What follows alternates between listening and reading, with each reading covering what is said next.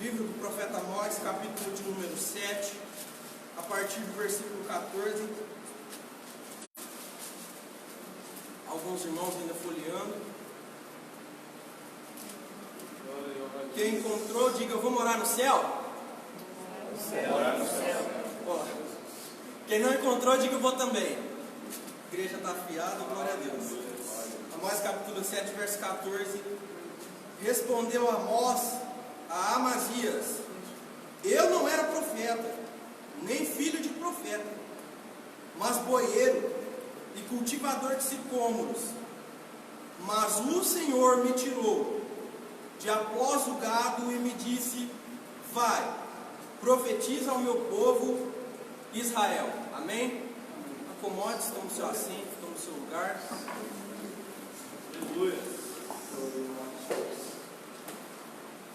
Amados, um dos profetas menores, Amós, natural de Tecoa, alguns quilômetros de Belém, em Judá, chamado pelo Senhor para profetizar principalmente contra o reino do norte, Israel. E aqui, o objetivo dessa palavra é expressar aos irmãos o que o Senhor estava esperando para o povo dele. E o Senhor estava revelando o propósito, a forma como ele queria trabalhar com o seu povo, através da profissão desse profeta. Através da profissão desse profeta, Deus queria mostrar como que ele queria trabalhar e corrigir o seu povo. Assim como o nosso irmão presbítero Mateus, alguns domingos, ministrou sobre o vaso na mão do oleiro, era muito comum o Senhor chamar os profetas e mostrar a eles uma forma como ele queria trabalhar, e revelar ali através de algum particular que aquele profeta tinha. E aqui nós entramos para o chamado desse profeta. O chamado dele, tirado de após o gado, em primeiro lugar, era para condenar. O ministério de um profeta, irmão Diácono Maurício, embora alguns pensem que é fácil, nem sempre. Porque muitas das vezes um profeta ele é chamado para profetizar e falar aquilo que o rei não quer ouvir, aquilo que um prefeito não quer ouvir, aquilo que um presidente não quer ouvir, aquilo que ninguém quer ouvir. O profeta é chamado para falar para ele uma mensagem vinda do Senhor. E a primeira mensagem de condenação dada ao profeta Amós era a injustiça social naquele período, e a grande lacuna, a grande brecha que havia entre ricos e pobres.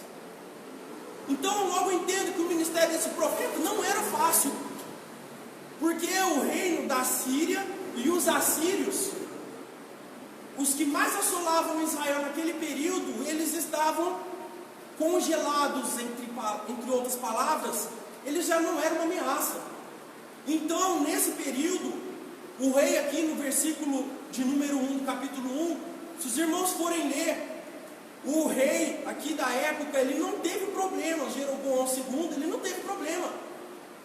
Ele não teve problema e ele se preocupou apenas em recuperar aquilo que o reino tinha perdido, o território que tinha perdido. E então, nesse momento histórico, o povo começa a se enriquecer, o povo começa a ter dinheiro. Aleluia, fábrica de gado, de comida, as ovelhas, o solo começa a melhorar, porque era um momento de prosperidade sobre Israel. Quando Israel estava na obediência, a terra era boa. Mas por outro lado, se caía na desobediência, a terra começava a dar os seus frutos ruins. E a primeira missão desse profeta era condenar a injustiça social, coisa que hoje muitos têm medo de falar. Diferença entre ricos e pobres. Nosso país, por exemplo, é o 8º país mais rico do mundo, está paralisado. Entretanto, procure saber como é a distribuição da riqueza no nosso país, que você vai ver que mesmo sendo o 8º país mais rico do mundo, ainda existem pessoas à beira da miséria, pessoas que não têm o que comer. E foi o que esse profeta foi chamado para fazer, para condenar a injustiça social, a falta de amor com o próximo, e condenar a diferença que eles estavam colocando entre ricos e pobres. A primeira coisa que ele devia condenar. A segunda coisa era a idolatria em Israel. A idolatria, além do povo pastor Edson, está na falta do amor, não tem o amor para o próximo. Além de ter essa diferença, essa desigualdade social entre um e outro, o povo estava na idolatria. Em outras palavras, o povo estava perdido. Se os irmãos forem procurar no livro dos reis, os altares que o rei que se revoltou contra o filho de Salomão levantou, persistiram até esses dias. Os altares para Baal que ele fez estavam aqui até esses dias. E o principal altar que ele foi chamado para condenar foi o altar que estava em Betel. Betel, você que sabe, a gente fala muito aqui. Casa de Deus, a própria casa de Deus era um altar de idolatria. Aleluia. Aqui, o rei que instaurou esses altares, ele se voltou contra Roboão, filho de Salomão. Uma questão um pouco histórica, às vezes vai ser difícil de entender, mas quero que você entenda o seguinte: ele, revoltado com o rei, não queria que o povo fosse adorar apenas em Israel, que era um lugar oficial, em Jerusalém. Ele levantou mais altares, pontos alternativos de culto. Em outras palavras, ele levantou outros lugares, aonde ele mesmo levantou sacerdotes, aonde ele mesmo levantou profetas e aonde ele mesmo mandava nas festas. Tudo ele que fazia. E nesse momento surge o profeta Amós para profetizar contra o reino de Israel, o reino do norte, porque o povo estava perdido. Desigualdade social, falta de amor com o próximo, diferença grande entre ricos e pobres. E o povo estava na idolatria. Estava na idolatria, o povo estava perdido. Meu Deus. E o povo queria ainda trabalhar com esse povo.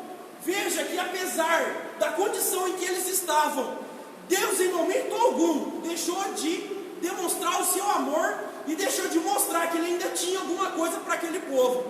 Se a nossa nação, se o mundo está desse jeito, é porque ainda tem algum propósito. Meu Deus. Porque eu aprendi uma coisa: o Senhor não faz nada em vão, diácono deles. O Senhor não faz nada em vão, para tudo tem um propósito. Para tudo. E a segunda coisa era para denunciar, condenar, decretar juízo de Deus. Segundo, condenar, para anunciar o que o Senhor viria fazer. E aqui a primeira coisa eram os rituais que eles faziam, os cultos que eles faziam.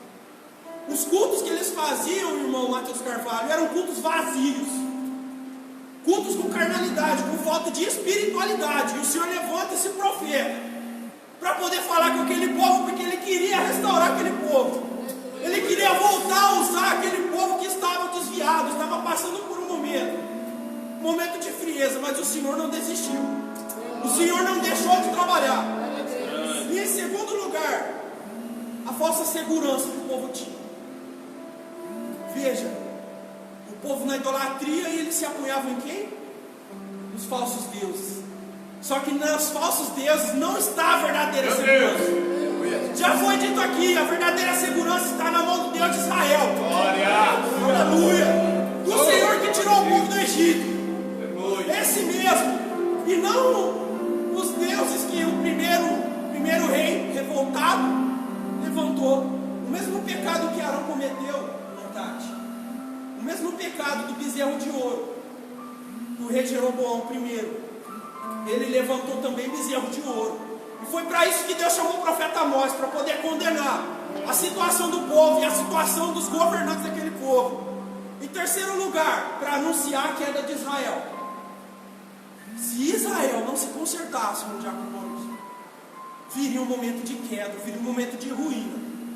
E aqui nós vamos entrar onde eu quero chegar, na ocupação desse profeta. Como que Deus queria trabalhar no meio desse povo? Esse povo que estava perdido, esse povo que não tinha mais amor, esse povo que fomentava a pobreza, porque se havia diferença, então fomentava a pobreza. E em terceiro, esse povo que estava na idolatria. Como que Deus queria trabalhar com esse povo?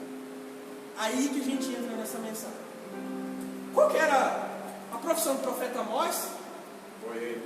Boeiro e colhedor de sicômoros. A primeira coisa que eu quero tratar aqui, a primeira forma como Deus queria trabalhar, é através da profissão de colhedor de sicômoros. Sicômoros, para você que não conhece, ou para algumas versões, algumas outras versões da palavra, significa figo silvestre, figo verde, figo que não dá para comer, figo que apesar de você tentar, ele não desce. E essa era a missão desse profeta, essa era a profissão dele. era cultivar os figos. Cultivar, preparar os figos para que eles ficassem aptos para o uso, para consumo, para alimento. Em outras palavras, Deus, através desse trabalho de Amós, queria mostrar: vocês são meu povo, e eu, como um colhedor de figo verde, vou tratar vocês. Porque vocês, no momento, vocês são figo verde, mas eu quero que vocês amadureçam, eu quero que vocês melhorem, eu quero ver a restauração de vocês. Aleluia. E aqui tem uma coisa muito interessante. O verbo hebraico para profissão de colhedor de figo é o termo bolis. Bolis, se você for pesquisar no dicionário Strong, ele vai nos indicar 3 coisas que o cultivador de figo precisava fazer. O povo era um figo verde, estava um figo verde, o Senhor queria preparar. Então a primeira coisa,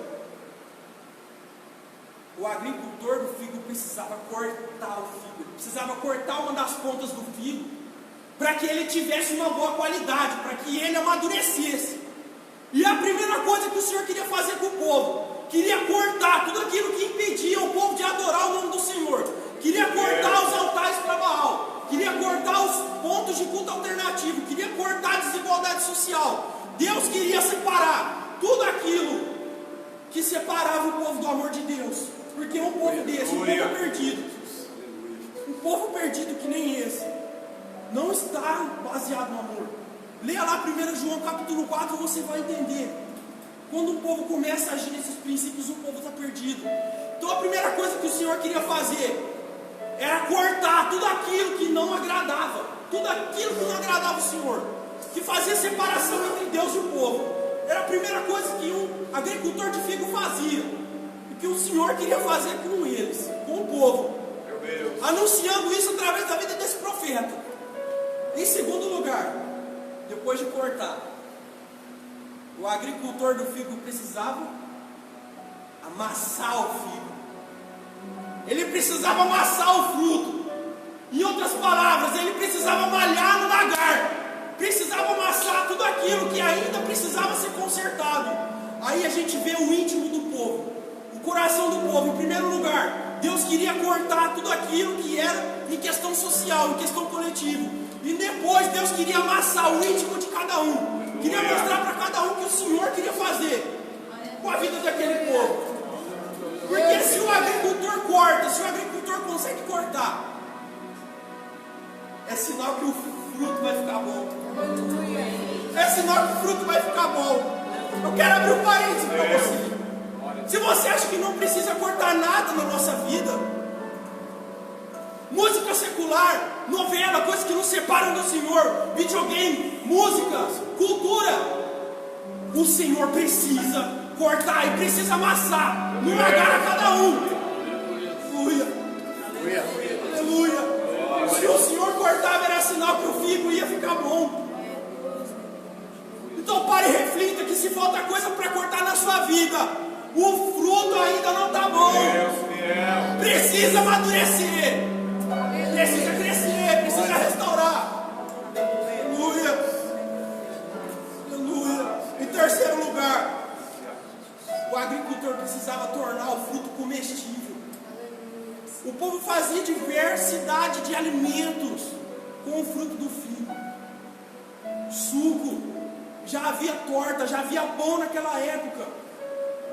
Os altares dos reis, nos altares dos reis tinha figo também.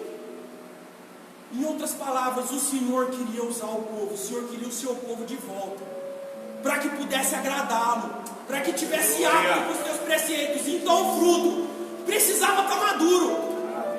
E era isso como o colhedor de figo fazia, que o Senhor queria fazer com o povo.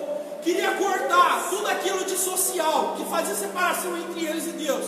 Em segundo lugar, amassar cada um no lagar, cada coração. Queria preparar cada coração, para então o povo estar de volta da forma como Deus queria.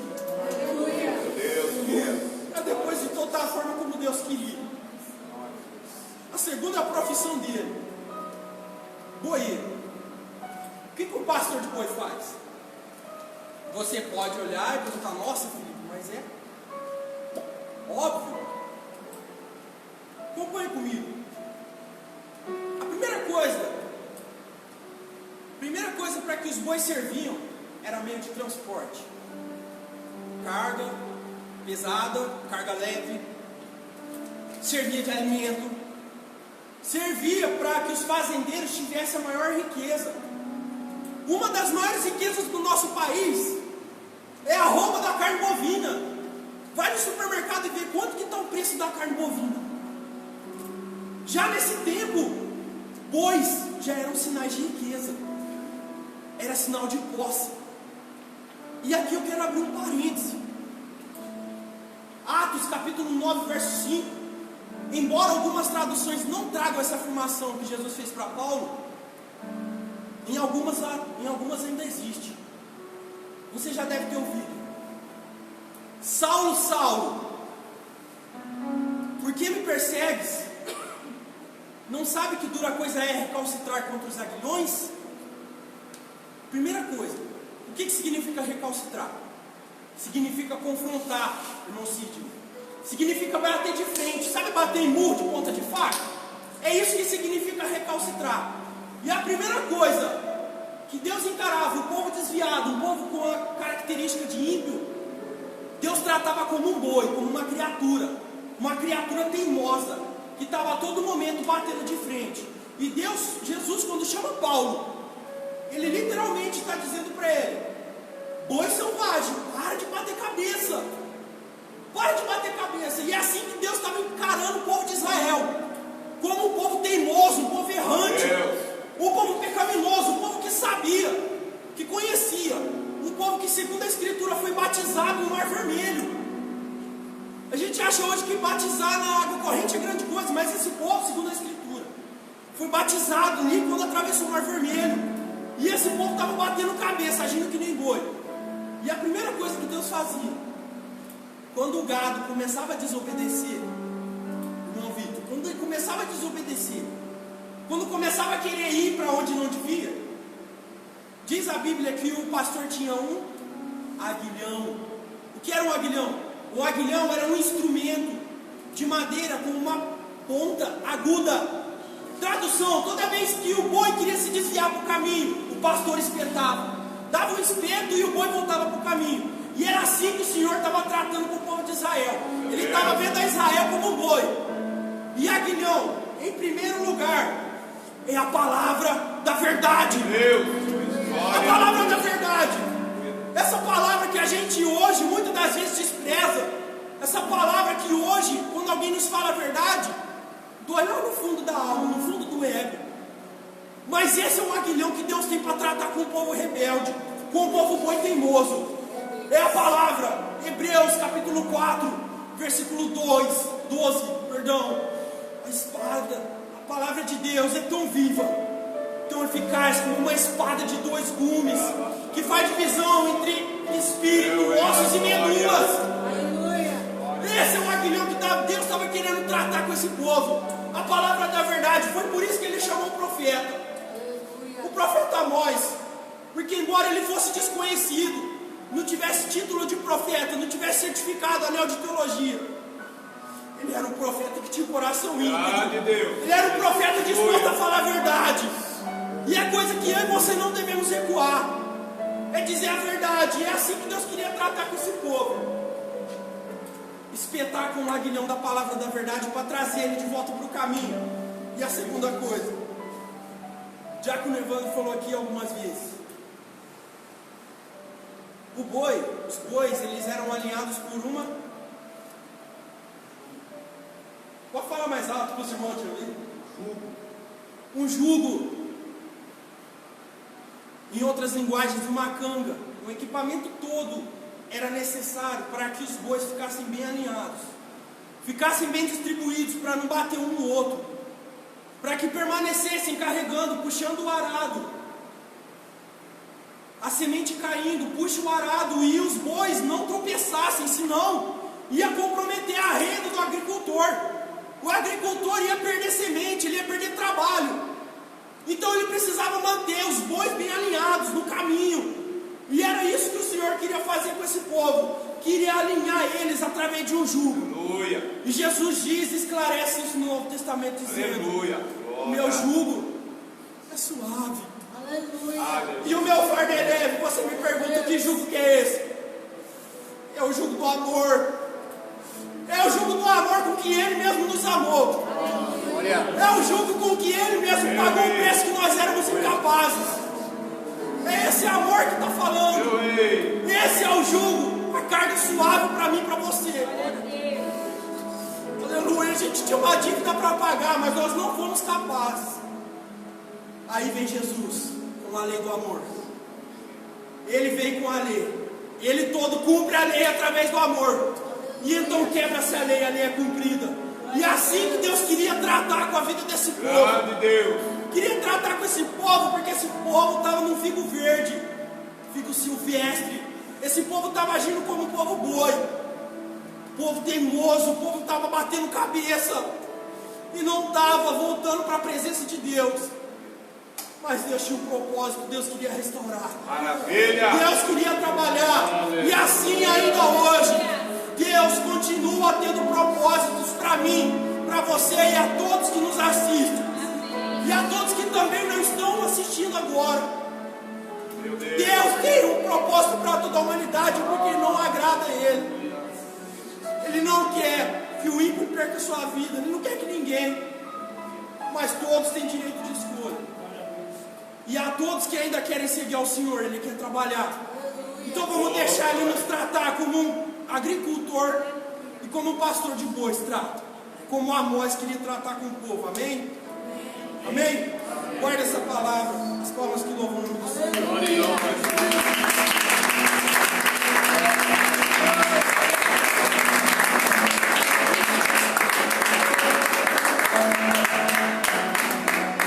Glória a Deus. Deixa uma palavra para você. Diz, maravilha, né? Deus seja louvado, continue agraciando o seu servo e edificando toda a sua igreja.